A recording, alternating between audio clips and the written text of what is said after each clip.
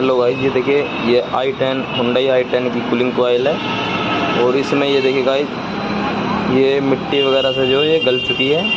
तो इसमें ये हमने इसकी चेंज किया है क्योंकि इसमें कूलिंग वगैरह कम थी और गैस को बार बार 1-1.5 महीने में गैस को लीकेजिंग कर देता था ये। तो इसलिए हमने गाइस ये पार्ट चेंज कर दिया है। और ये कूलिंग कॉइल हमने सिर्फ जेनुइन ही डाला है, लोकल का कोई काम नहीं होता हमारे यहाँ। गाइस आपको भी कोई गाड़ी में ऐसी कोई समस्या हो जिसमें लीकेजिंग की गैस प्रॉब्लम हो या फिर 1-1.5 महीने के अंदर गैस निकल जाती हो, तो हमसे संपर्क कर सकते हैं गाइस। वीडियो को लाइक करें, सब्सक्राइब करें।